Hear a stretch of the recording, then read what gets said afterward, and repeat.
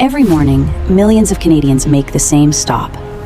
Same drive-through, same coffee, same breakfast sandwich, same routine. For many people, Tim Hortons isn't really a choice anymore. It's habit. It's the place you stop when you're late, when groceries feel expensive, when cooking feels impossible, when you just want something fast, familiar, and Canadian. And that's exactly why this investigation matters. Because once a food chain becomes routine, most people stop asking questions. They stop looking at the sugar. They stop looking at the sodium. They stop asking what's actually inside the drinks, sandwiches, and baked goods they order every week. So we did it for them. We analyzed the nutrition data behind Tim Hortons' most common menu items. We compared them to Health Canada guidance. We looked at calories, sugar, sodium, fat, cost, and convenience. And we asked a simple question. Which items are quietly doing the most damage, and which ones are actually reasonable choices?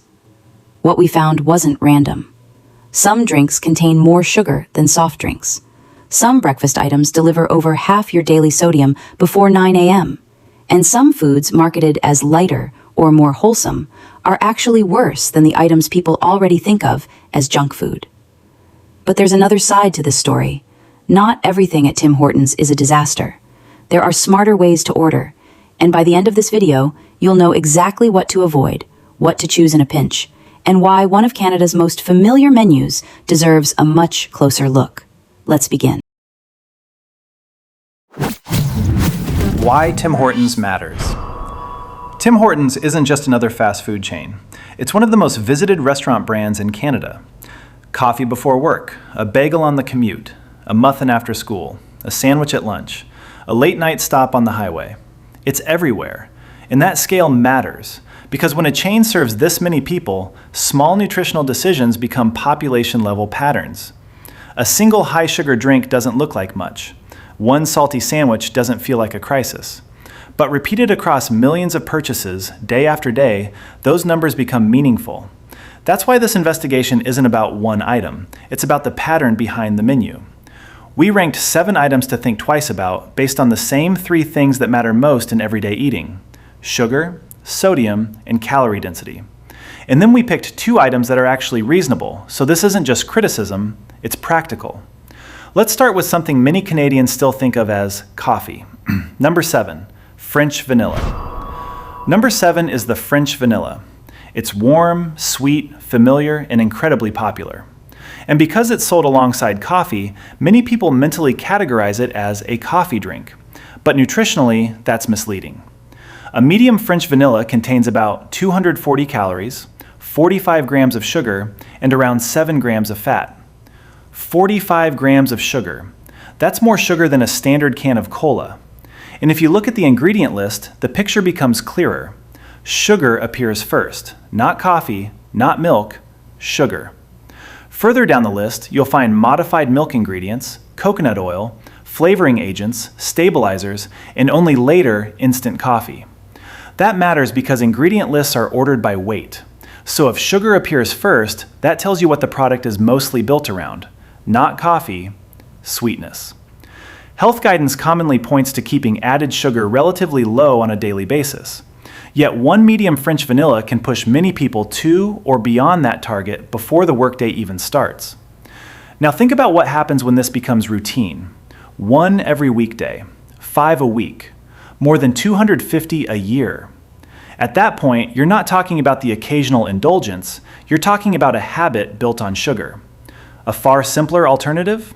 Plain coffee with a small amount of cream and 1 sugar. Still familiar, still warm, but dramatically less sugar. And the French vanilla isn't the only drink people underestimate. The next one is even more normalized, especially in summer. Number 6 is the iced cap. For many Canadians, it's a seasonal staple. Cold, sweet, caffeinated, easy to crave, but nutritionally, it behaves less like coffee and more like a dessert beverage. A medium iced cap with cream comes in at roughly 360 calories, 45 grams of sugar, and about 15 grams of fat. That's the same sugar load as the French vanilla, but with even more calories and fat. And here's what makes it especially deceptive. It carries the branding of coffee. It sits in the coffee category. It sounds like a coffee product. That creates what nutrition researchers often call a health halo. People hear coffee and assume it can't be that bad. But in practical terms, this is closer to a sweet frozen treat with caffeine added in. And because it feels familiar and fun, it often gets positioned as a harmless reward, especially for teens and younger customers. One a week doesn't seem dramatic until you multiply it across months, and then years. That's the recurring pattern with Tim Hortons. Items that don't feel excessive in the moment, but become very different once they turn into routine. A more reasonable substitute? Unsweetened iced coffee with milk. Far lower in sugar, far lower in calories, and still recognizably a coffee drink. But drinks aren't the only category where perception breaks down. The next item is sold as breakfast, and many people assume it's a better choice than a donut. It isn't. Number 5. Chocolate chip muffin. Number 5 is the chocolate chip muffin. This is where food marketing and food psychology start to collide. Because muffins often feel acceptable, they sound more wholesome than donuts, they look more substantial, and they're easy to justify as breakfast. But once you look at the numbers, the story changes. A chocolate chip muffin has around 430 calories, 31 grams of sugar, and 16 grams of fat. That makes it significantly heavier than many people assume, and in some cases, worse than the dessert item they think they're avoiding. A glazed donut, for example, often comes in lower in both calories and sugar, which means the supposedly more sensible choice can actually be the more processed, more sugar-dense option. Then there's the ingredient list: refined flour, sugar, soybean oil, modified starches, flavorings, emulsifiers, preservatives, stabilizers. In other words, this is not just a baked item. It's an industrial bakery product designed for consistency, shelf life, and scale. That doesn't make it illegal, and it doesn't make it unique to Tim Hortons, but it does make it worth seeing clearly, because when people buy a muffin, they often think breakfast. What they're often getting is dessert in breakfast clothing. And if you're choosing it because it feels healthier than a donut, that assumption deserves to be challenged. Now let's move to the item that looks most ordinary on the surface, but carries one of the most aggressive sodium loads on the menu.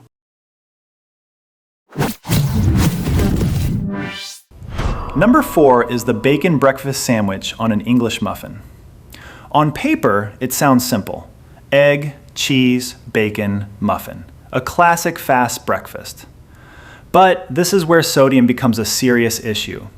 A bacon breakfast sandwich on an English muffin contains around 420 calories, 22 grams of protein, 20 grams of fat, and roughly 1,180 milligrams of sodium.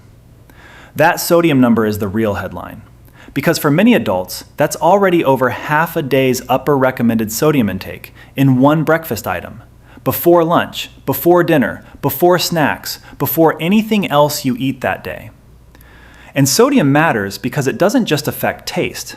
It affects blood pressure, fluid retention, and long-term cardiovascular risk when high intake becomes routine.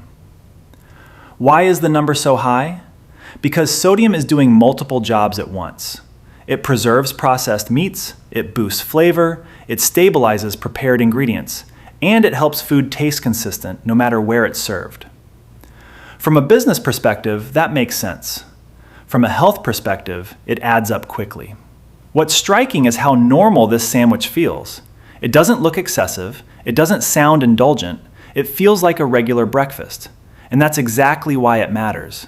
Because the items people think of as ordinary are often the easiest to underestimate. Cost matters too. A Tim Hortons breakfast sandwich may cost around $5, depending on location. A homemade version often costs much less, with lower sodium and more ingredient control. And if you make several at once and freeze them, you solve the convenience problem too. But even this sandwich isn't the most extreme sodium item on the menu. The next one is widely perceived as a better lunch choice. That perception does not survive the numbers. Number 3 is Tim Hortons chili, and this one surprises people because chili sounds reasonable, Beans, tomatoes, protein, warm, filling.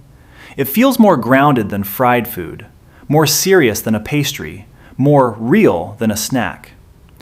But a regular Tim Hortons chili contains roughly 300 calories, 17 grams of protein, and about 1,640 milligrams of sodium. That's the part most people never notice. One bowl can get you to around 70% of a full day's upper sodium target. Why does chili end up so high? Because in centralized food systems, sodium isn't just a seasoning. It helps preserve flavor over time. It supports consistency across locations. It helps large batch food survive production, freezing, shipping, storage, and reheating. Homemade chili usually lands much lower, especially when you control the salt yourself. That's the difference between food made for kitchens and food made for national distribution. Again, this doesn't mean the chili is uniquely evil. It means the nutritional cost of convenience is hiding in a place where people don't expect it. Many customers choose chili specifically because it feels like the healthier option. But if sodium is something you're trying to watch, this is one of the least forgiving choices on the menu. And that brings us to the runner-up, a sandwich that looks standard but becomes much worse when ordered the way most people actually eat it. Number 2 is the crispy chicken sandwich. By itself, it contains roughly 520 calories, 24 grams of protein, 24 grams of fat, and about 1,440 milligrams of sodium. That alone is already very high. But that's not how most people buy it. They buy the combo. Add medium fries and a medium soft drink, and now you're looking at a meal that climbs above 1,000 calories and approaches 1,750 milligrams of sodium. That's roughly 3/4 of a day's sodium in one lunch. And what makes this especially important is how easy it is to normalize. A sandwich combo feels standard in fast food. It feels built in. It feels like what you're supposed to order. But once you attach fries and a drink, the nutritional profile changes fast. And unlike some of the sweeter items, this one doesn't feel indulgent. It feels like lunch. That's the pattern again. Normal-seeming choices with behind-the-scenes numbers that tell a very different story. A homemade version, or even a better-planned grocery alternative, can cost less and contain far less sodium. But if you're ordering this regularly, the larger issue isn't just the sandwich, it's the routine. Because routine is where the cumulative cost really starts. And now we get to number 1, an item marketed as modern, filling, and almost responsible. But once you look closely, it becomes one of the most extreme breakfast choices on the menu. Smarter choice number 1, black coffee. The first reasonable choice is the most obvious one, black coffee. A medium black coffee contains 0 sugar, essentially 0 calories, almost no sodium, and around 200 milligrams of caffeine. No whipped topping, no sugar load, no dessert logic disguised as coffee. It's also one of the cheapest things on the menu. If you want caffeine without turning it into a sugar habit, this is still the cleanest option Tim Hortons offers. And even if you add a small amount of cream and 1 sugar, you're still dramatically below the sugar level of drinks like French vanilla or an iced cap. Sometimes the best option really is the least exciting one. At Tim Hortons, plain coffee remains one of the few items that's still mostly what it claims to be. Smarter choice number 2, plain bagel with cream cheese. The second reasonable choice is a plain bagel with cream cheese. Not perfect, not low carb, not health food, but relatively reasonable compared to most breakfast items on this menu. It sits around 370 calories, 13 grams of protein, 9 grams of sugar, and about 590 milligrams of sodium. That sodium number is still not low in absolute terms, but it's much lower than the breakfast sandwiches in bowls. And the ingredient structure is simpler. A bagel and cream cheese is still processed food, but it's easier to understand, easier to compare, and easier to portion. Pair it with black coffee instead of a sugar-heavy drink, and it becomes one of the least problematic fast breakfast combinations available at Tim Hortons. Which brings us to the bigger takeaway. Conclusion plus practical takeaway. So what did this investigation reveal? Not that Tim Hortons is uniquely terrible, and not that Canadians need to stop going there forever. What it showed is something more practical. Routine fast food choices are often nutritionally very uneven. Some of the most familiar items on the menu carry heavy sugar loads, or sodium levels that escalate much faster than people realize. And some of the items people assume are safer turn out to be worse than the ones they're trying to avoid. At the same time, there are still smarter ways to order: black coffee, tea, a simple bagel, lower sugar substitutions, fewer combo habits, more awareness. That's the point. This isn't about shame, it's about clarity. Because when a brand becomes part of national routine, people stop seeing the menu. They start seeing comfort, habit, and convenience. And that's exactly when the details matter most. Now you know which items deserve a second look, which choices are more reasonable, and why the difference between routine and informed routine can be bigger than it seems. The next time you pull up to Tim Hortons, you won't be ordering blind. And in food, that already changes a lot. Thank you, and see you next video.